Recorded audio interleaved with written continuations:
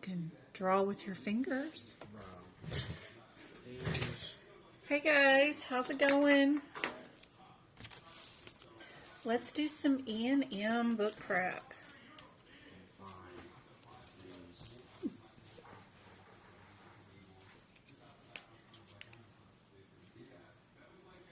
There should be some dishes in the dishwasher that need putting away. Let's work on some E&M book prep. I said the dishes in the dishwasher probably need put away. I like to write my definition of SOAP up here. So we know our first one is subjective.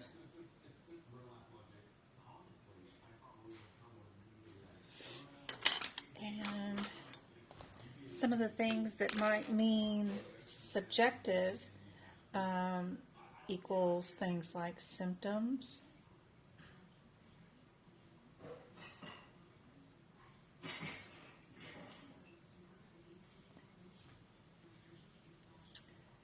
and I'm going to put this in quotes.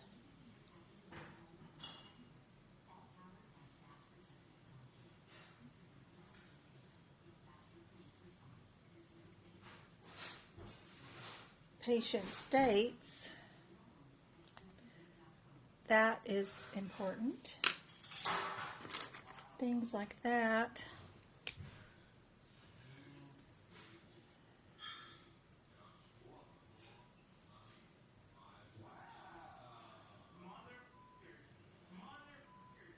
Illness,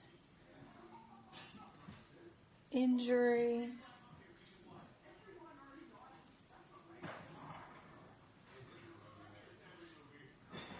stuff like that.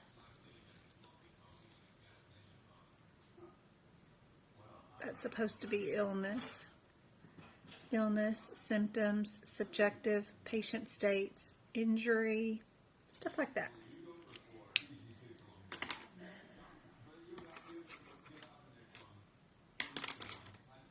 Next one is objective.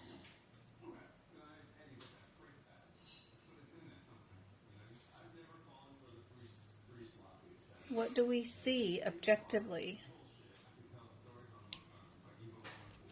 when we look at the patient, right?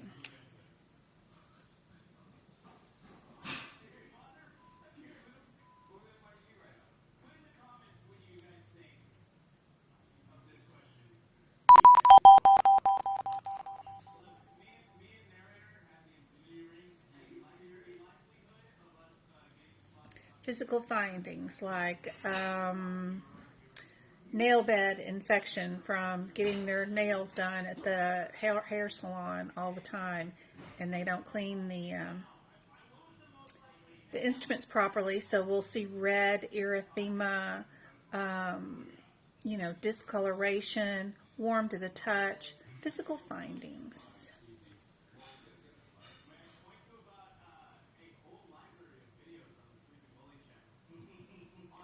It's also called, one of those fancy terms, what do they call it? Measurable and quantitative. Measurable and quantitative.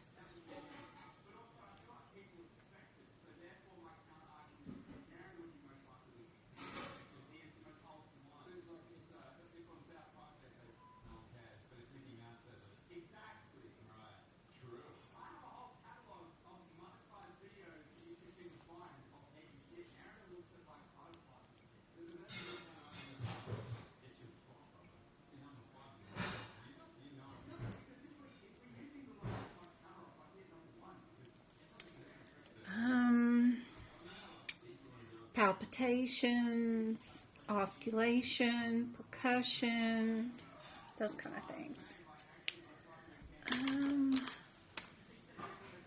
Hey Kelly.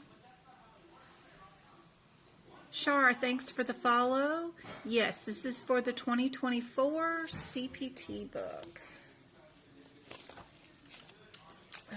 We're over here in this book. Yep. But you can be in the 2023. You can be doing it too. Our third part of SOAP is the A, right? Our assessment.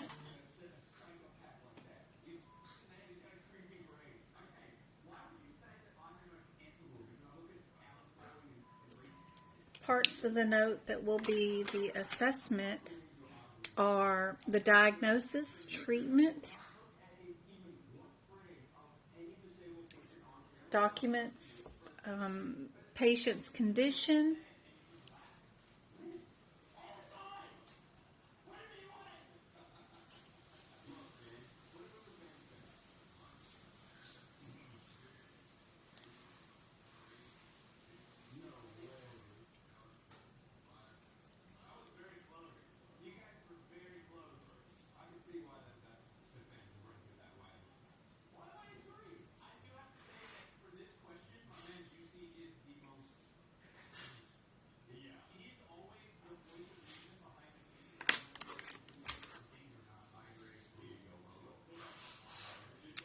and the last part is plan. P for plan.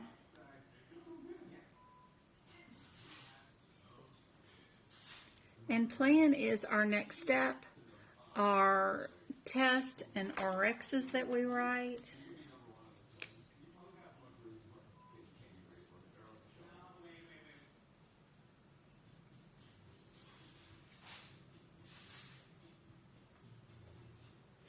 Their finger has become chronic, and now due to that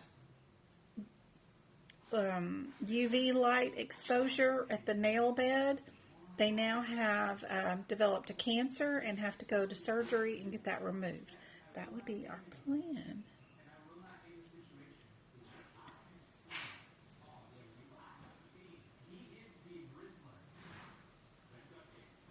That's an actual true story from the Miss America winner of some year ago. I'm not sure how long ago, but not too long ago. She lost half her finger from UV light exposure from those acrylic nails. All right, what are we doing?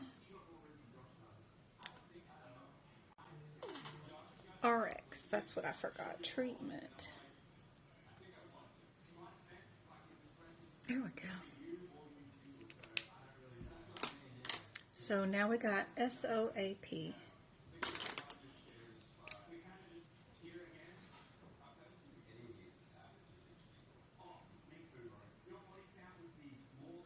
Gotta know what that stands for, what each of them stand for.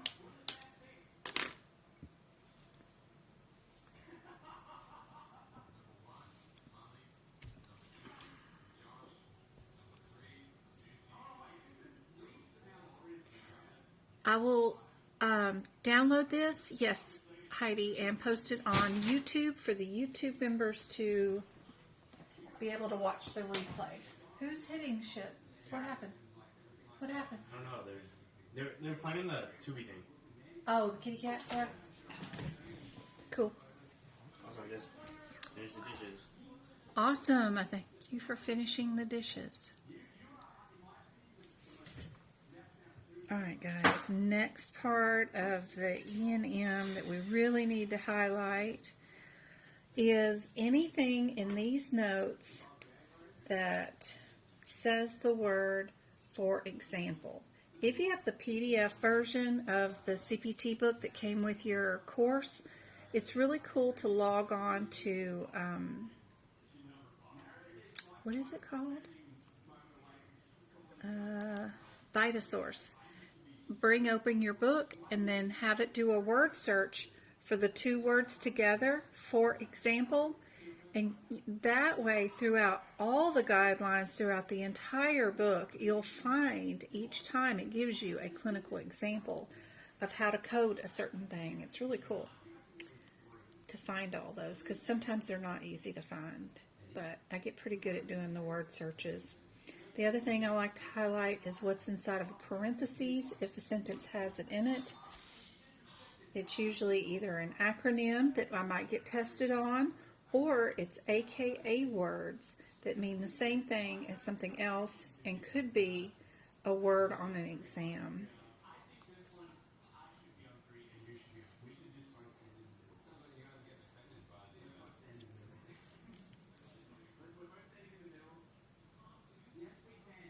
So I just keep looking for things that say, for example, for example. I think we've got another one right here. For example. That way I can go back, make sure I move this example to the codes where I'll be during my exam. So I've got one here, I've got one here. Whatever that says, I'm going to move it because I'll never come up here during the middle of the exam and review my guidelines. There's no way. I'm going to be back here where the codes are located at. So whatever it says for the 4 examples, you're going to read it thoroughly, then move that information into a smaller format over near the codes.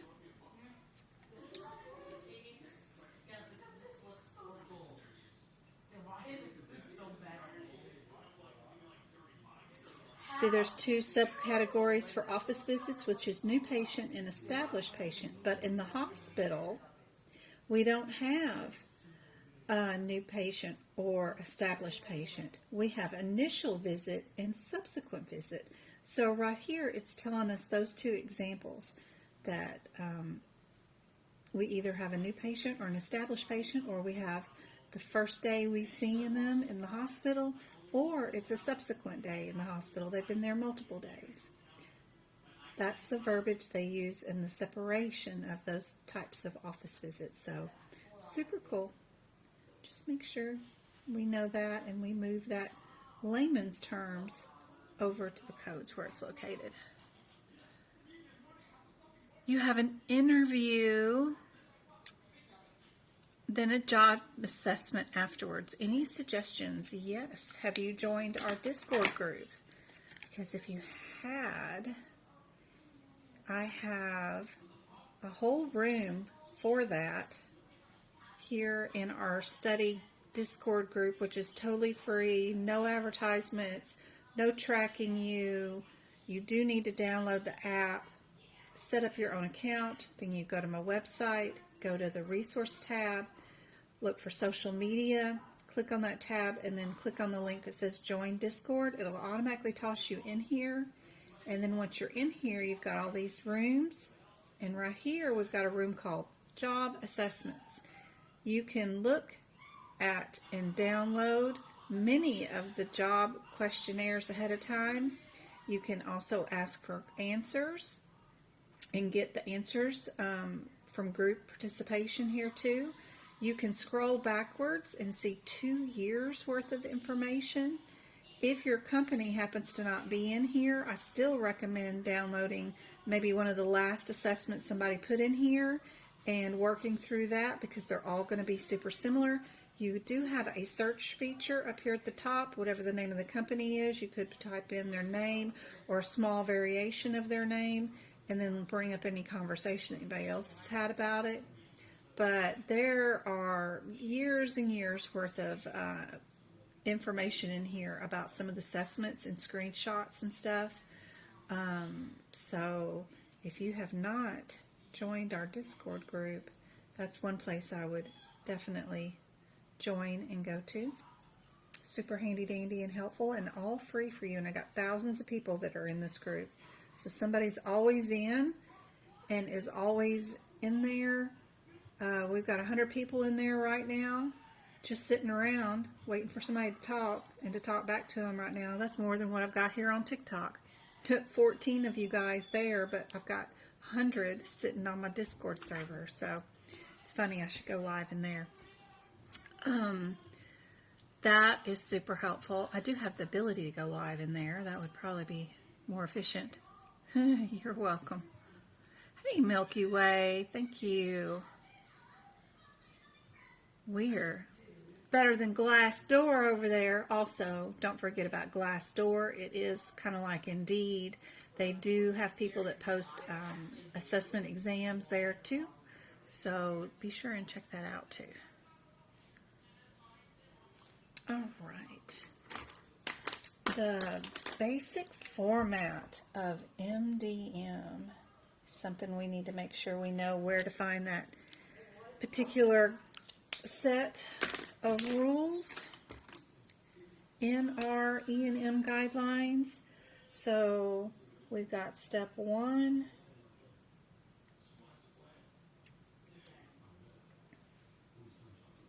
Is that we have a unique code for each kind of visit. Step 2 is we have a unique place of service, right? Third is right there, where the content of the visit is then defined. What type of visit was it? And then number 4 is time-based. So is right there. So make sure you know what the 4 steps are. We've got time, we've got content, we've got place, and we've got a number code. I don't know why they just can't do a bulleted board list. It would be so much easier. Just a bullet point little list here would be great. All right, be sure you know what the acronym POS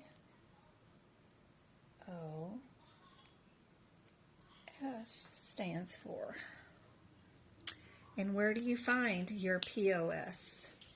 We are not pieces of you-know-what, part of Duran's little team on the internet, but we are talking about our place of service codes, which are the very first page in your CPT book. And you want to be sure to know where to identify this page, and that it has 2 pages to it, front and back, and that you understand that like number 49 means it is an independent clinic, and what that defined as is this definition inside this little box right there. Be sure you know how to look them up. The one that they mostly use on the exam is, I think there's a nursing facility, yeah, 32 on the back, 34 hospice, and 11, and one of the tribals. I don't know if it's one of those front ones or it's another tribal back in the back.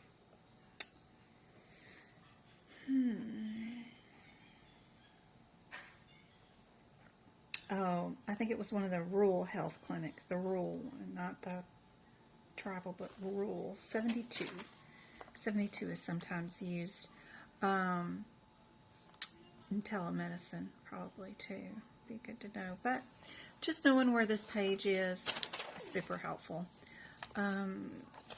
Also, one more page that would be super good for you to read, and a lot of people do not read it. They don't notice it.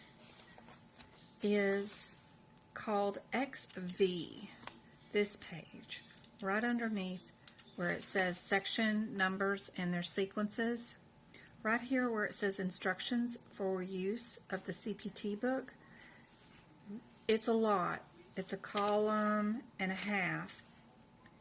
But read this. This is super important. It tells you why they set the book up the way it is and how they set it up.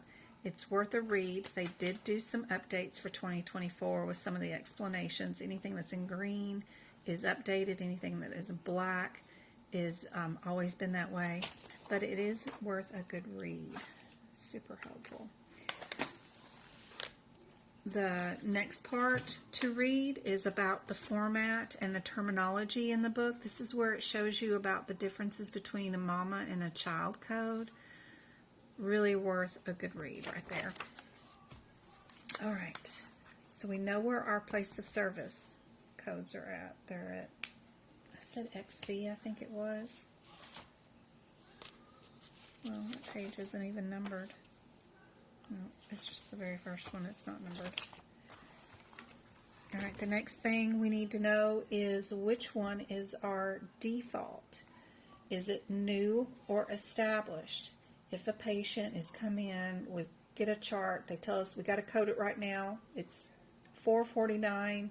You're fixing to clock out and go home, and you have to send this one out. And you don't know if they're a new or an established patient. You have no idea. You just know they got seen today for a cough. It's a fairly straightforward visit with no RX, just told to go home and gargle. So you know you're just going to bill an O2 or a 1-2, but you don't know if they're new or established. Which one is your default? That's what this paragraph is talking about.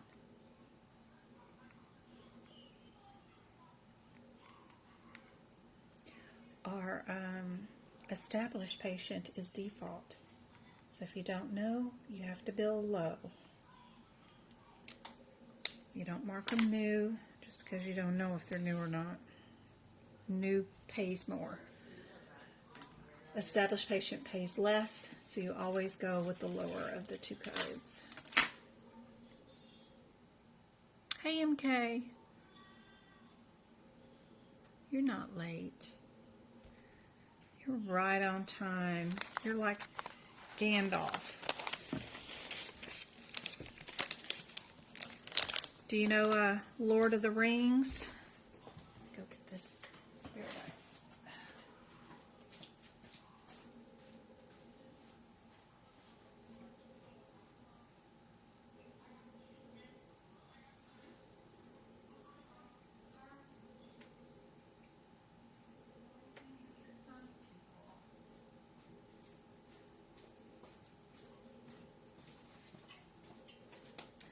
R. Tolkien, an author, said it best when he said that a MK is never late, nor is MK early. MK arrives precisely when MK means to. I love that quote. It's from The Lord of the Rings. My oldest son actually really likes that quote, and he has it on his water jug.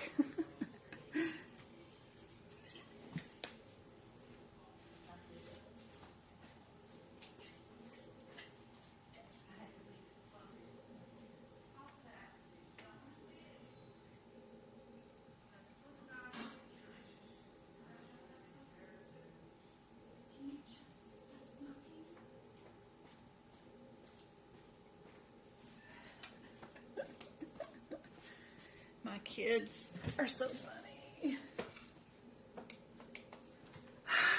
I think they have them home all week with us for the week of Thanksgiving. Jeez, Pete. Just to wear us out even more. Okay. Where is pink? This last sentence of the first paragraph right here. A new patient is one who has not received any professional services from a physician or qualified healthcare professional or another physician or qualified healthcare professional in the exact same specialty or subspecialty who belongs to the same group in the past 3 years. Muy important sentence. It's been on the exam for years. Be sure you know the part about 3 years and the part about the subspecialty.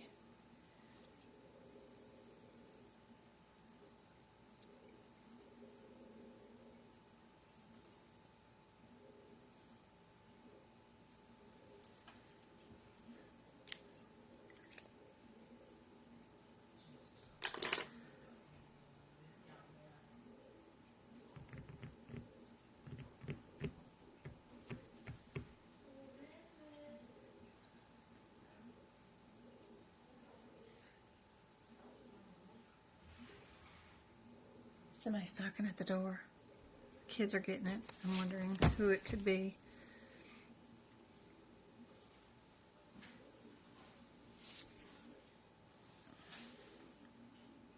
Probably still getting things ordered and delivered. I forgot celery. The next sentence that we need to underline is no distinction is made between new or established patients in the emergency room department. That one's been on the exam before too. Fairly simple, easy sentence.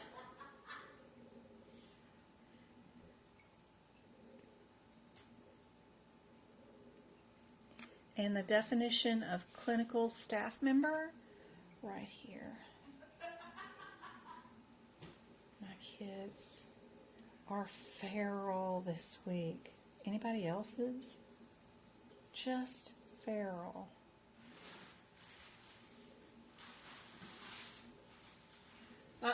Travis, no. Feral, I tell you, they are feral.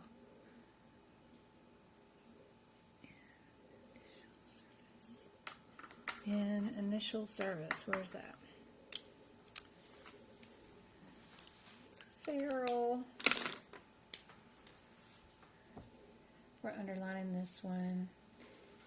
The initial service is when a patient has not received any professional services. Blah, blah, blah, blah, blah, blah. Who belongs to the same group during the same observation, nursing home stay, all that kind of stuff. Let me see what they're digging into.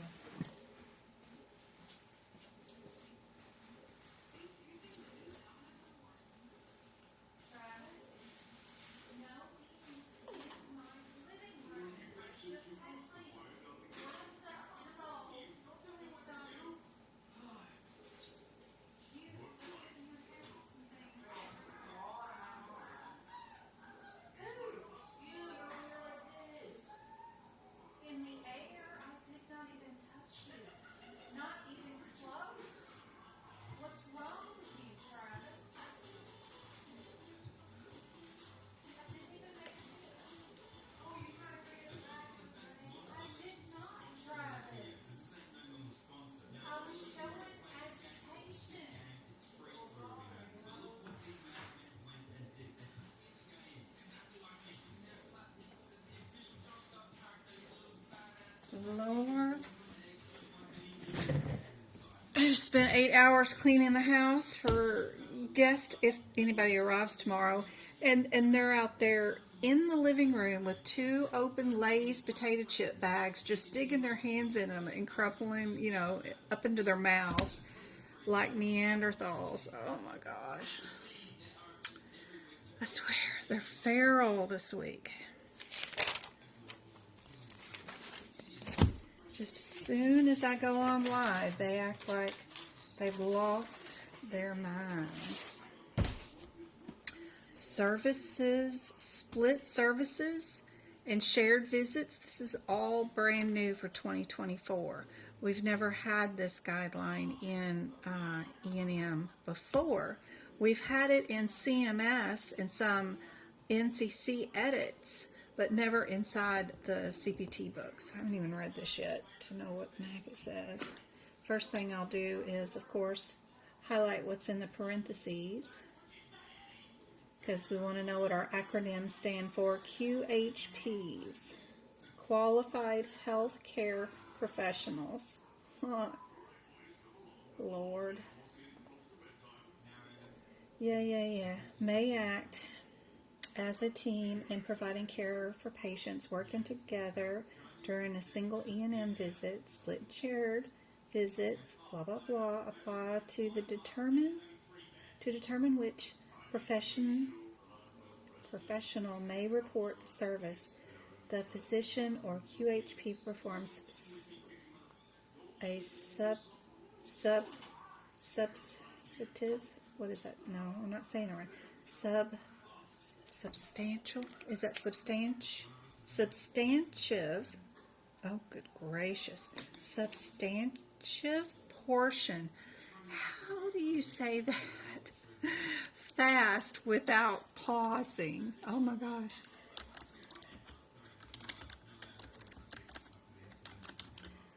Substantive?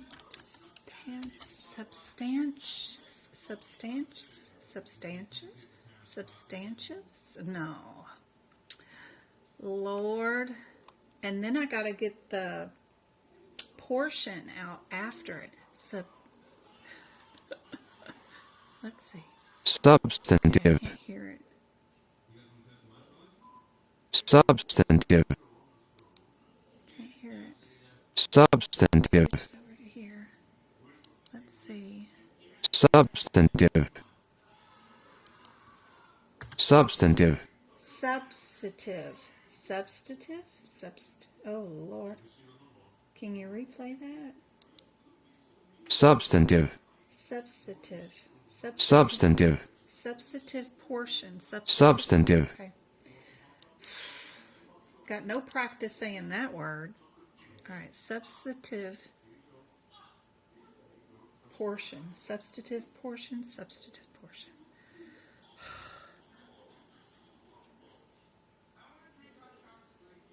Substantive portion. Substantive portions. Ooh, I found a bunch more CCS practice exam questions today. So that's cool. I've been working on those.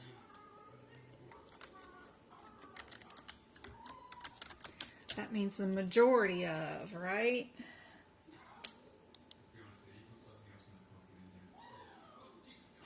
A major or practical importance. Considerable in the amount of numbers. Substantive process.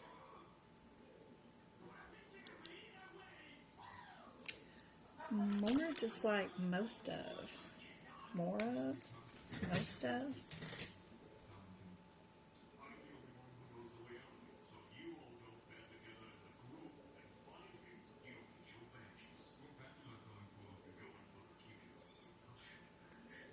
Most of, or the more difficult procedure. I don't know. Substantive portion of the encounter. The physician or other QHP may report the service. If the code selection is based on time, on the date of the encounter, the service is reported by the professional who spent the majority of the face-to-face time or non-face-to-face time performing the services. For the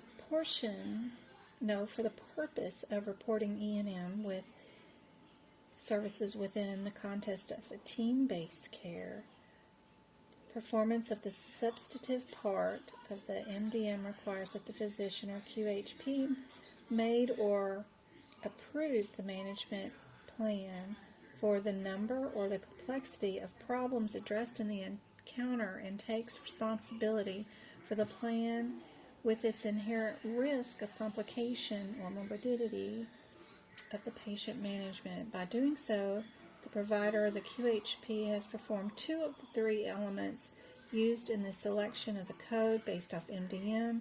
If the amount or complexity of the data to be reviewed and data analyzed is used by the physician or QHP to determine the report of code level, assessing the independent historian narrative, and the ordering of review of tests or documents does not have to be personally performed by the physician or other QHP because the relevant items would be considered in formulating the management plan. Independent interpretations of test and discussion of management plan or test interpretations must be personally performed by the physician or other QHP if these are used to determine the reported code level by the physician or other QHP. Could they have made it any more confusing than just say whoever the doc is that does most of the CPT code gets to bill for it? Or the physician that is responsible for the problem list and the risk assessment or plan at the end. And if the physician only picks and is responsible for just reviewing the data, then that's okay too.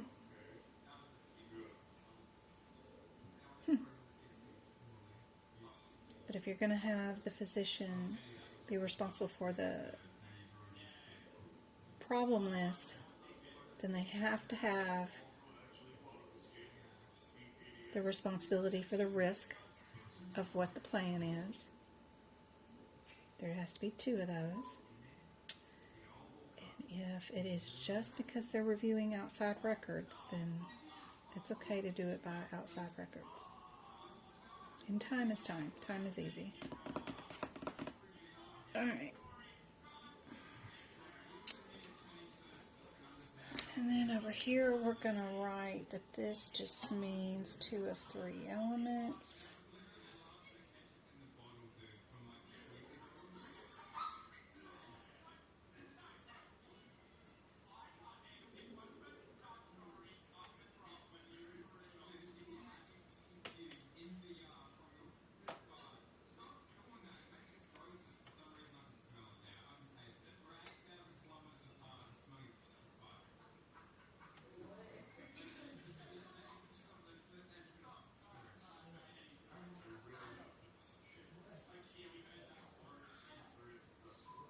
Whoever spent the most time, or whether we have 2 to 3 elements, 2 of the 3 elements, and the 3 elements, the 2 of the 3 elements must be here and must be risk. Where's risk?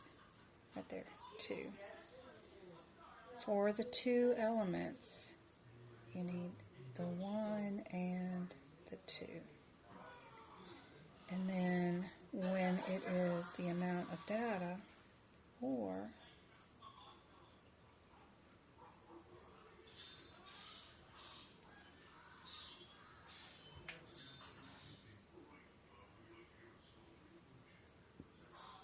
okay. Nothing's changed there. That's all the same as what we knew from the CMS documentation. Teenagers have minds. Well, yeah.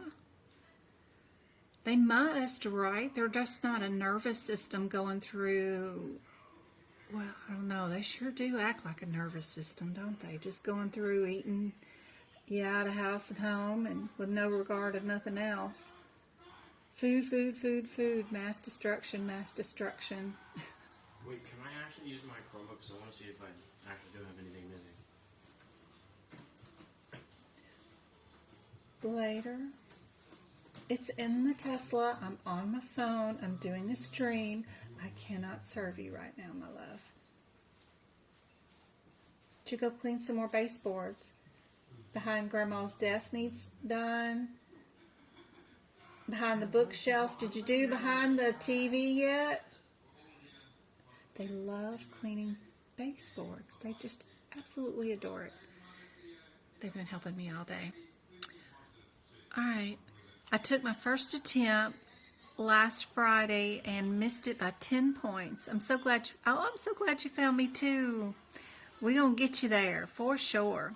Your second attempt is going to be on the 16th. Awesome. Be sure and watch tons of my videos on YouTube. Every time I stop at a practice question and put one up, you pause the screen too. Set yourself a little timer for 2 minutes, 120 seconds. See if you can get the answer right. Then release the video and make notes about whatever the answer is. That's the fastest and most efficient way to practice for sure.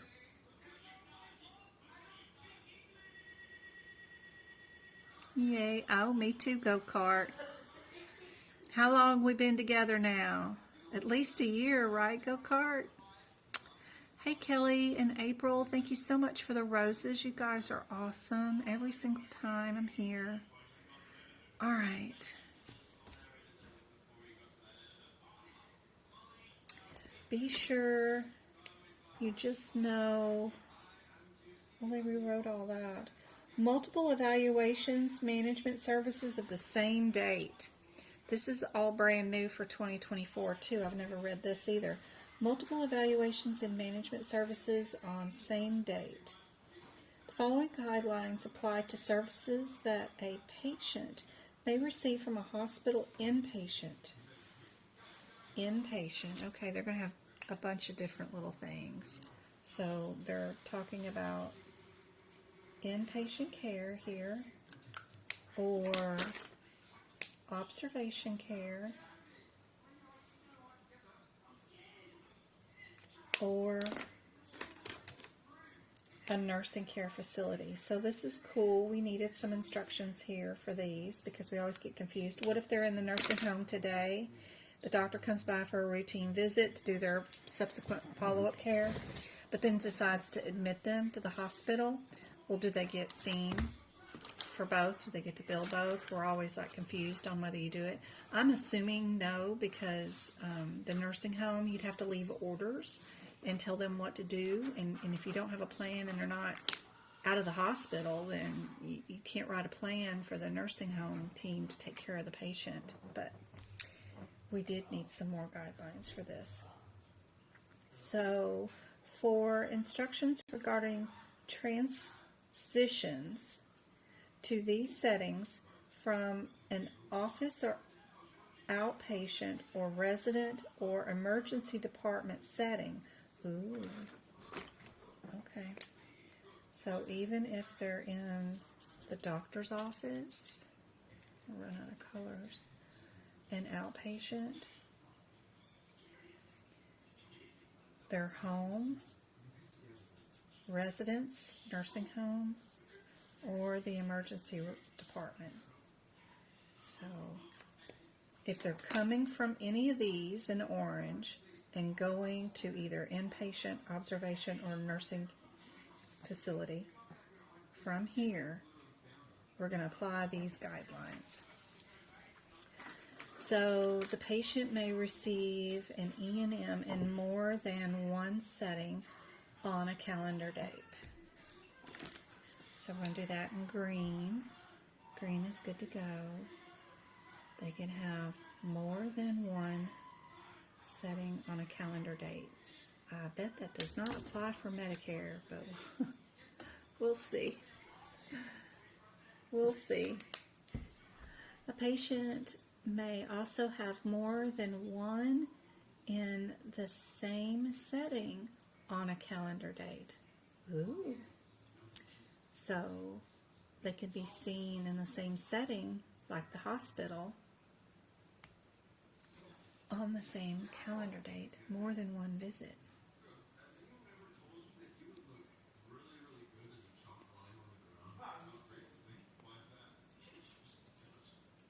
Travis, y'all turn those insults off. I don't want to hear them.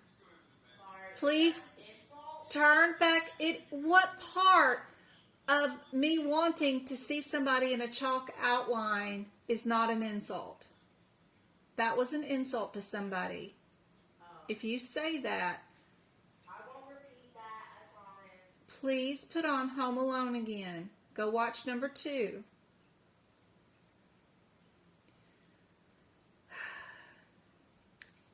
The guideline for E&M services on the same date address circumstances in which the patient has received multiple visits or services from the same physician or QHP or other physician or other QHP of the same exact specialty, subsequently, who belongs to the same group of practice. What did it say? Did it say you could? It cannot say you can. Did it say? The guidelines for multiple E&M services on the same date address circumstances which the patient has received multiple visits or services from the same blah, blah, blah, blah, blah. It does. The guidelines for multiple E&M services addresses this. Okay, if you say so. Per day. Per day. Travis, I don't hear Home Alone yet. Oh, sorry, I play Oculus too. Mm-hmm. The hospital inpatient and observation care services and the nursing facility services are per day services. Yep. When multiple visits occur over the course of a single calendar date on the same setting, the single service is reported. So they're saying an hospital inpatient. Hospital inpatient. It depends on whether they're initial or subsequent, but observation care services are all. When a multiple on the same calendar, you only report a single service. Okay. When using MDM to code a level selection, use an aggregated MDM over the course of a calendar date. When using time for code level selection, the sum over time over the course of the day using the guidelines. Reported time. It's amazing how they can write these sentences that take something that could be super simple to explain and turn it into a convoluted mess. When using time for code level selection, sum the time over the course of the day using the guidelines for reporting time. What? They could not write that more confusing if they tried. Now they're going to start yelling at each other. Multiple encounters in different settings or facilities. A patient may be seen and treated in different facilities, like hospital to hospital, where we do a hospital transfer. When more than one primary E&M service is reported and time is used to select the code level for either place of service, only the time spent with the provider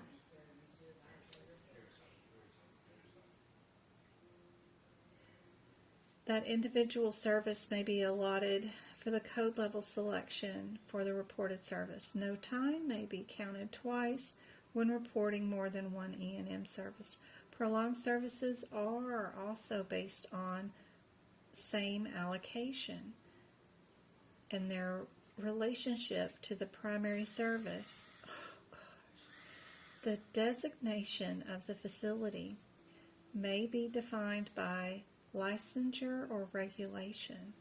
Transfer from hospital bed to a nursing facility in a hospital with nursing facility beds is considered two services in two facilities because there is a discharge from one type of designation to another.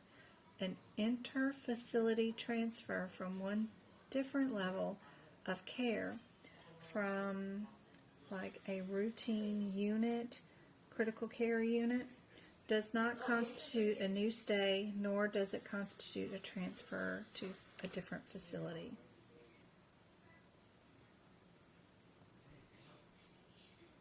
ER department and other services and other settings, same or different facilities. Time in an ED by a physician may be included and calculated for the time for the date of the encounter and are not reported, and another E&M service is reported. I'm going to see what they're destroying. I hear engines rolling for no reason. What are you doing, Lester? What are you doing? What?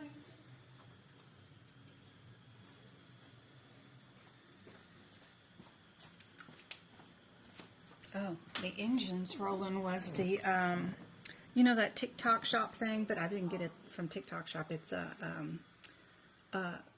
brush that you can stand up with, and it rotor-rooters. Yeah, he's cleaning baseboards. God.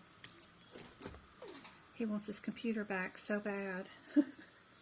The only time I can get him to do housework is when I take away their computers. Like, okay. He's out there cleaning baseboards.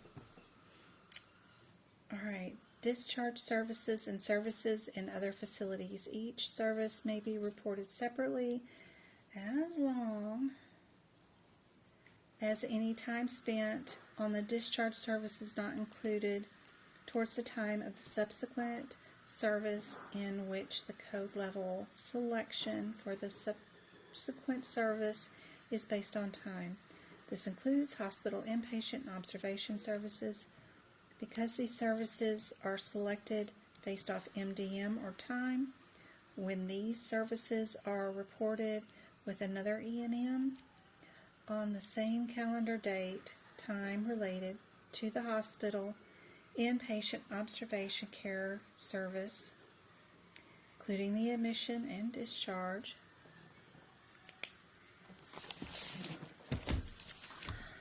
may not. Is that red?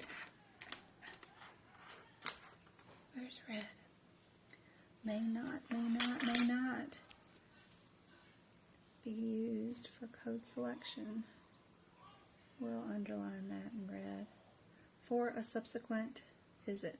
And of course, the one sentence that needs to go with the guideline that says may not is nowhere near where the guideline starts.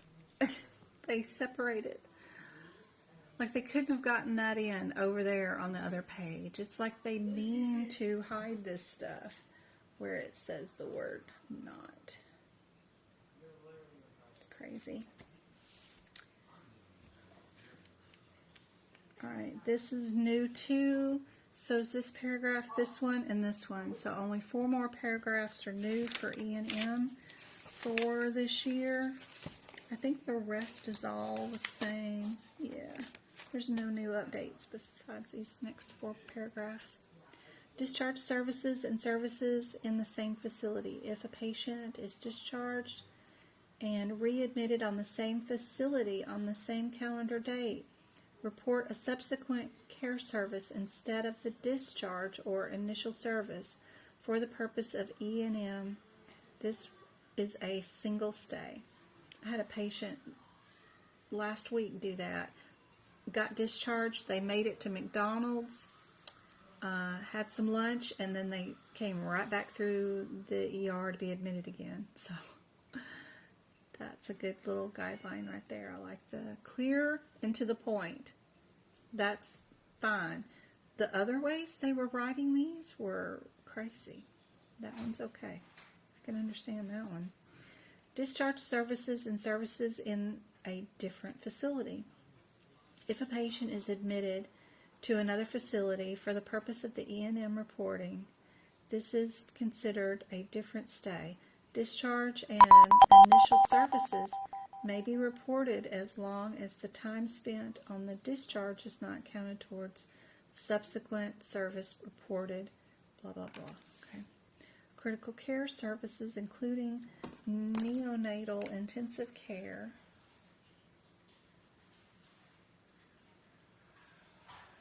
pediatric neonatal care, reporting the guidelines for intensive and critical care services that are performed on the same date as another E&M services are described in the service-specific section guideline. Okay, if you say so. So they don't tell us the guideline here. They just tell you where to go look for the guideline.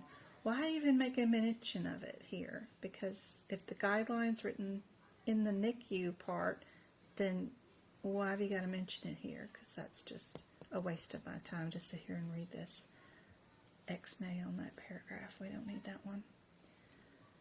Transitions between the office or other outpatient, home or resident or emergency room or hospital inpatient or observation or nursing facility.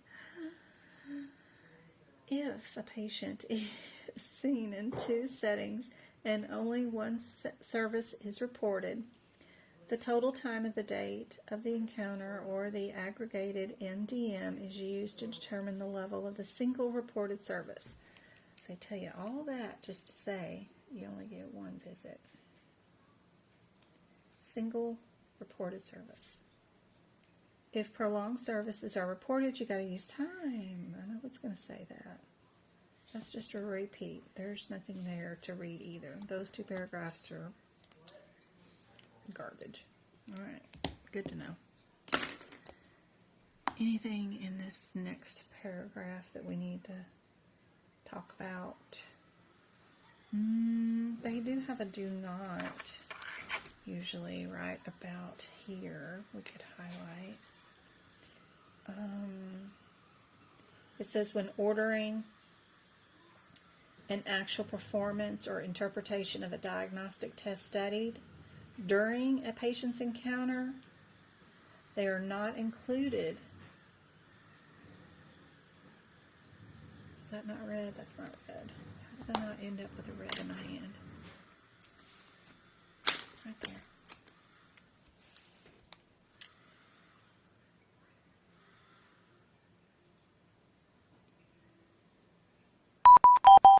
They're not included in the E&M service. Because when you get the test results back and you review them with the patient and make a plan, that's when you count them.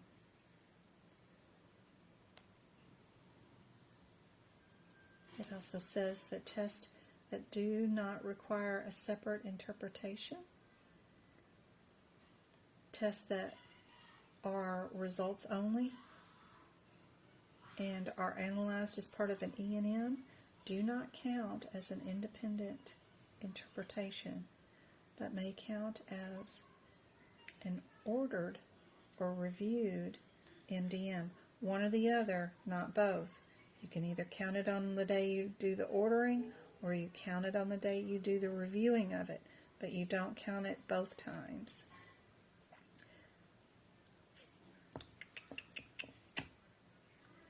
The performance of a diagnostic test in which the specific CPT codes are available and may be reported separately in an individual appropriate MDM, the interpretation of the results and studies, the professional blank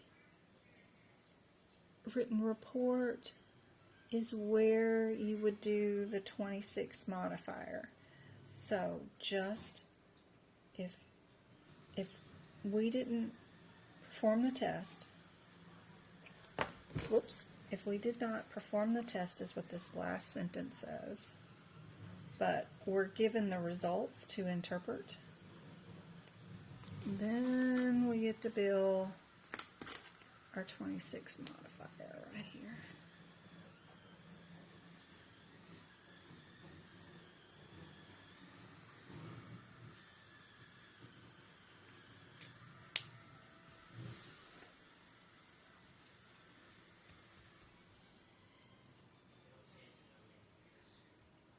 Nothing really there that we need to worry about, and then the level of the MDM.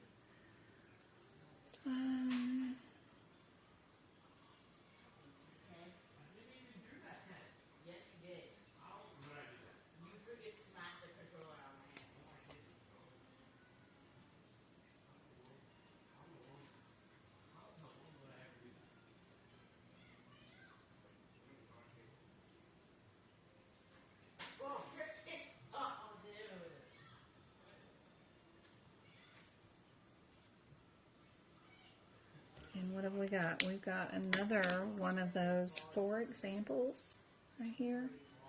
So they're going to give you an example of it, and those are always important to move to the codes. Here's the red, because we've got this do not here in the middle.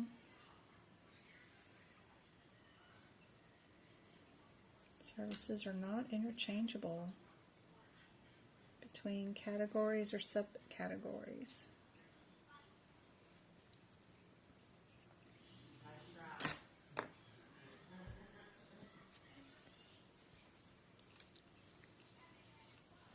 Who passed? I'm checking chat.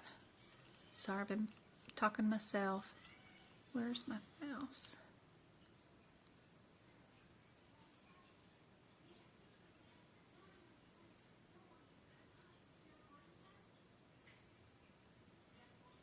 You can only use the 2022. Oops.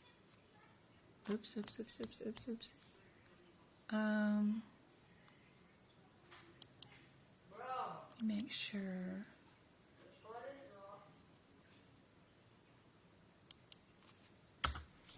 Can you guys hear again? Maybe? I don't know. You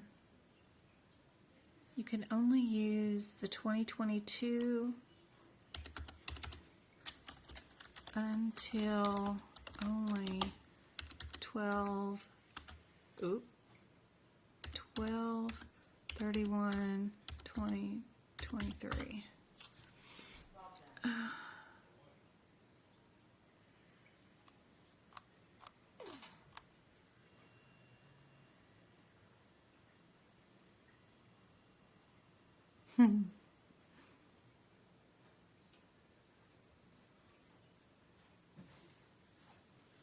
Okay, I'm still working on it, but like I have to move everything back.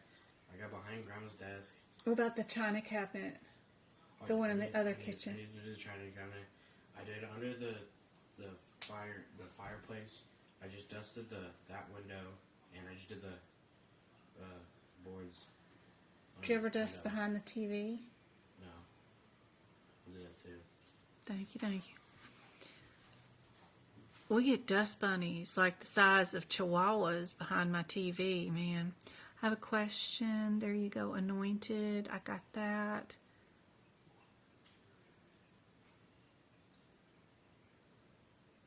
You're almost done with the CRC course and you're nervous to take the exam. Aw. Just write all the examples down in your ICD-10 book. As you're going through that course and you're doing the, how do you code an Aurora headache or whatever else. How many points does diabetes with an amputation get? Just be sure and put them all in the ICD-10 book, and you'll have them during your exam. You had a whole course full of little examples.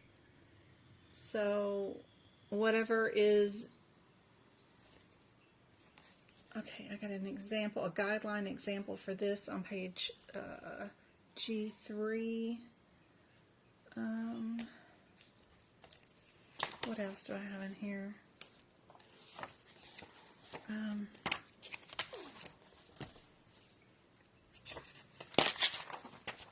Anything like this, I have an example of a large dysplastic nevus right chest. We did an excision. This was the CPT code. This was the ICD-10 code.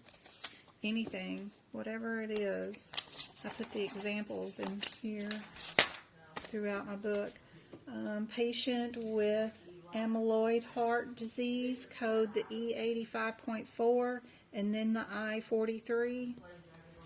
And then I could also go to the I43 and it's written there too, so that I've got it in both places. That's what I do.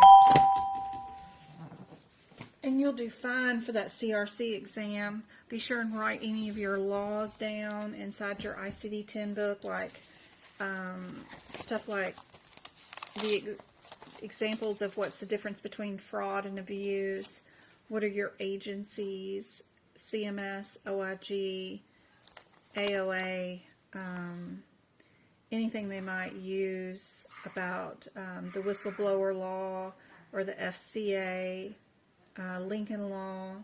I don't know if they have any of that on there, but whatever's inside your course that's got a list of all the little laws and stuff that you need to have.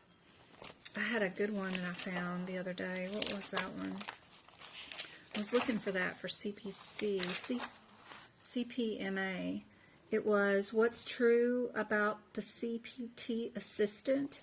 That stupid little thing that they write down underneath all the little codes with the blue and green bubbles. It is considered the official resource and should be utilized to ensure accurate coding, even though we don't get that book during our exams. It's meant to be super important. Anyway, I just thought that was cool. But that's how I prepare for the CRC.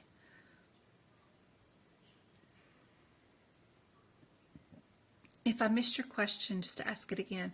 Does it matter what brand? Not the year. If you're taking an AAPC exam, I believe that you are at a disadvantage for not getting the AAPC ICD-10 book and the CPT, or the HIPICS book, I'm sorry. The CPT, only one maker makes it, so everybody's got the same one for that. But, you know, if you're going to take one of their exams, they have decision trees in there and extra tips and laws and extra, I mean, their HitPix book is 700 pages long. It's got a lot of coding guidelines and other things that are in it. And they may quiz you on it because it's in their book. So I think you're at a slight disadvantage if you don't have the AAPC versions. But I recommend you get them off of Amazon.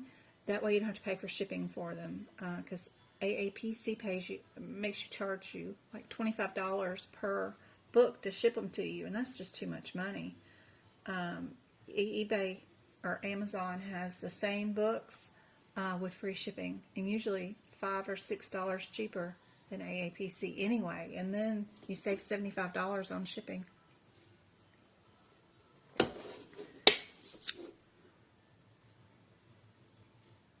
Hey Lisa. Hey Jody.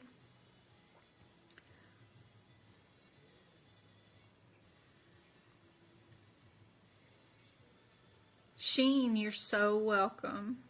I'm so glad the process of Lemon helped you so much. She made a 95 on her exam. That's awesome. Only missed 5 whole questions.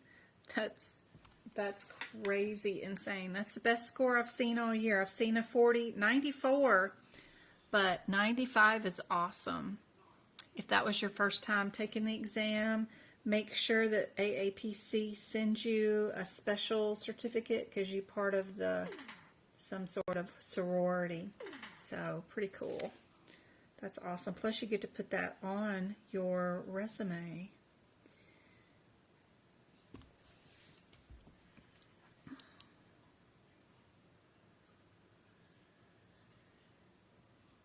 I'm a terrible test taker too. Yeah.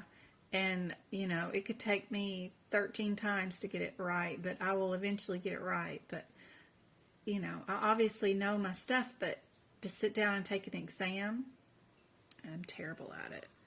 Terrible, terrible. I can never get 100, no matter what. Even knowing the material and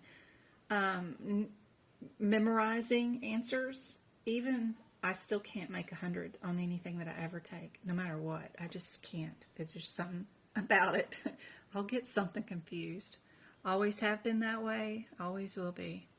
I will never make 100% on anything. Can you please tell me the difference between, yes, CBCS requires that you take a course before they let you be certified, which is a pain because AAPC there's no prerequisites. You can just take the exam. Also, no one hires for CBCS at all. If you get that medical coding certification from NHA, you won't be able to find a job. So don't do it. Don't pay for their course and don't get their certification. What you should do is I like the AAPC simply because for the same amount of money you get 2 attempts at taking the exam, and it's slightly more recognized by the industry, although AHIMA CCS is known more widely in the hospital setting. But both are just fine for getting a job. The AAPC CPC gives you 2 attempts for the same price, which is great. And that way you can fail the first time and then take it again for the same amount of money, which is wonderful. Instead of paying another $500 for another attempt like you have to with AHIMA. And then there's no prerequisites. All I recommend you get is the study guide that goes along with the course. You don't need the course at all. The course is not worth the thousands of dollars for it. Just get the study guide. It's the same thing as the course. And then you just need the practice exam questions that you can purchase. There are 9 exams altogether that are officially AAPCs. exams A, B, C, D, E, F, and 1, 2, 3 are the official set of practice exam questions, and then you can also buy another 500 from pocketprep.com, which I like, and altogether you would have close to 1,000 practice questions if you got all those, and then you're good to go. Just practice those, watch my lives, and do your book prep, and you can self-study. It was her first time taking the exam, and she got exam D. Wow, that is awesome.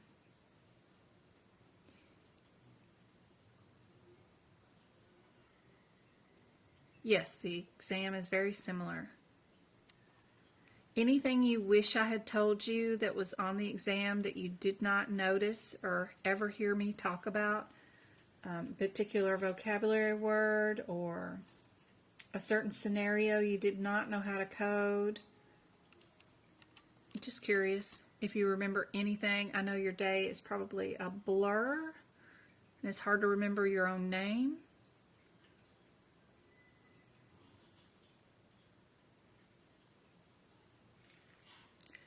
It depends on what you're talking about, Wendy. Are you talking about for the exam, for a job? What are you talking about? And that does depend on whether you're in the United States or not, if you're talking about the exam. If you're outside the United States and you're taking your exam from the Philippines or Indonesia, then no, you cannot use your books. But that doesn't mean that prepping your books is not good for you to do, because that will train you for when you're taking your exam. You've only got 120 seconds to find the correct answer. Marking your books does train you to go to the correct spots near the codes or around the codes in the fastest, most efficient way, because you've marked up every code. You're within the United States, then absolutely you use your own books. You pay for them. They're, on $400 to $500. You use your books. It's an open book exam. Absolutely.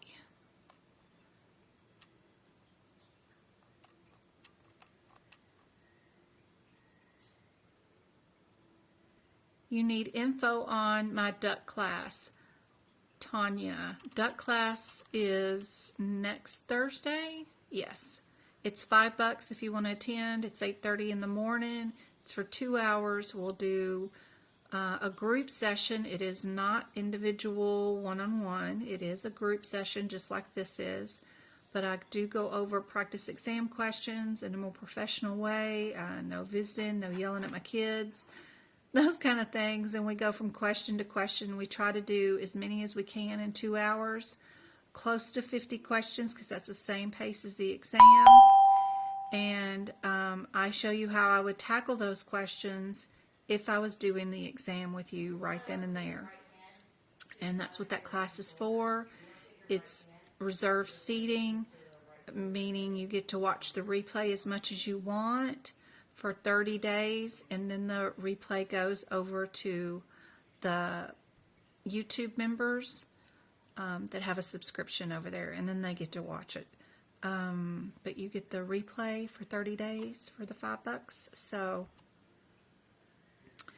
no one else gets to see it but you guys, and that is coming up next Thursday. This Sunday, I'm doing a 3-hour, 75-question guideline, but also I'm going to do a question from every section of a medical coding exam, whether it's CCS, NHA, or AHIMA, except for the PCS book. I'm not going to do a question from that book, but I'll do HIT picks, ICD-10s, CPTs, and then all the different sections like cardiology, E&M, guidelines, all the way through to medicine section. Few questions each section. I'll get through 75 in 3 hours. That's this Sunday. It's $12. You get the replay for 90 days on this one before it goes over to the YouTube members. and it'll be a great overview of exactly what to expect, how fast you're going to have to go to get 75 questions done in 3 hours. You do not have to be present for any of these classes to be able to watch the replay. Just purchase it ahead of time and you're good to go. And you can click on the link and watch it as many times as you want, or as slow as you want, or you can speed me up and make it even faster. But it's a great way to pause the screen during your replays, set a timer on your desk for 120 seconds, then try to do the question, and then release the video, see if you got it right, and then make notes in your book around those codes that are affected with the correct situation, so that you have it down for when you see that question again, hopefully during an exam.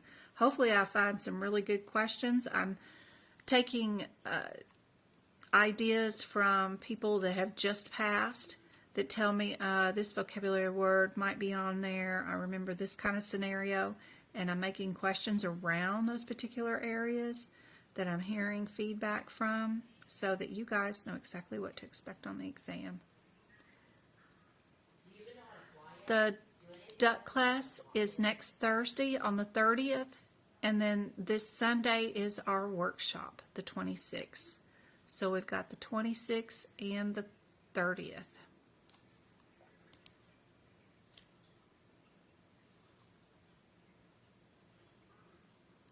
Just starting the HIT program, so I have a ways to go, but good info on the exam. Yes. What training program did you use to get certified or qualified to take the exam? Erica, all I did was pay for my membership and pay for 2 attempts to take the exam. I took the very first one right away. I went through the exam and highlighted the codes that were on the exam as possible answers. And then I came home and I audited those codes. I wanted to know, why did they pick these 4 codes out of this section and not other 4 codes, right? I wanted to know what was different about these answers versus other answers in the book. What was different? Was there a parenthetical? Was they a different header? What was going on? What made it different? Why pick on these codes versus other ones? Learned what guidelines were associated with those particular codes. Learned how to make up my notes with my one-word differences so that when I went to the exam, I could pick a particular word, search that word through the question without reading the question at all, and then moving through the exam without reading the questions, picking the one-word differences, so that the second attempt that I took for the exam, I was able to pass right away with no issues. Oh, I gotta help my mom bring in something. The Walmart delivery guy here. I'll be right back.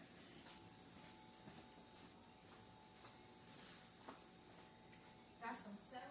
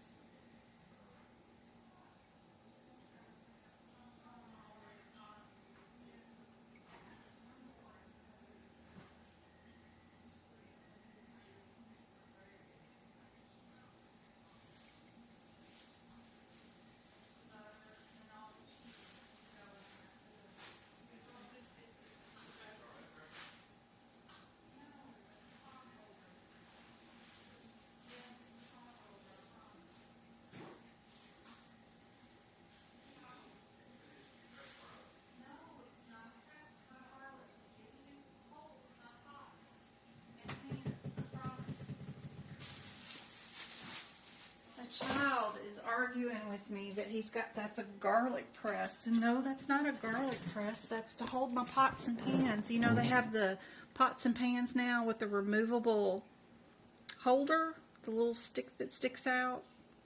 You can buy them now where you don't have to have the stick on it. You can take it on and off. He thinks it's a garlic press. No, that's not a garlic press. It's a lid holder. You got accepted to a school and you start in January, medical billing and coding program. Awesome, Destiny. I hope I'm here to help you out. I'm about the only one that I know of that teaches from the exam point of view, not a coder point of view, but an exam point of view, because the exam's already coded for you. You don't need to know how to code. You just need to know how to prep your notes and take your exam. We're going to have another for example coming up really, really soon in these E&M guidelines over here. Right there, for example. You really want to pay attention to those that say for example, because a lot of them end up being exactly what's on the exam, is those words right there. A patient may request a diagnostic imaging that is not necessary for their condition. Yep. But due to the risk for the specific patient, it is not ordered. Yeah. Each unique test. Yep. Each unique order. Documentation is counted.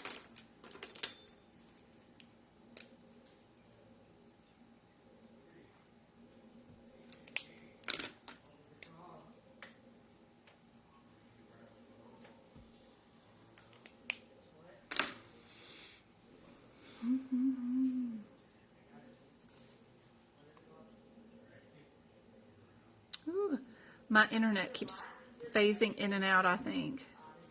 Sorry, guys.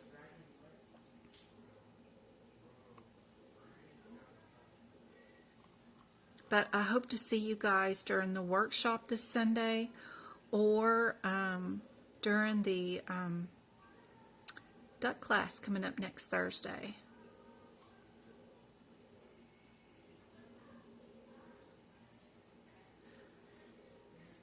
Thank you so much, Francisca, for the fire, and Anointed for the roses and the musical notes. Thank you so much. Kelly, you too. Thank you, guys. I really appreciate it. I've been on an hour and 30 minutes. I'm going to get off here and finish working on baseboards for cleaning. And we still got to brine my turkey and all kinds of stuff. I hope you guys have a lovely day tomorrow. If I can, I will. I don't think I have anybody showing up, so I should be able to go live tomorrow, but nobody has to show up. But it will be on YouTube, so I hope to see you guys there. And I'm going to go work on our questions for this Sunday's workshop, too. Got some really good guideline ones, the ones that I've not gone over yet, so it should be a good one. I hope this has been helpful. I'll see you too, Go-Kart. I'll throw you in there. You know I always do. I'll see you later. Thanks, April. I'll see you then.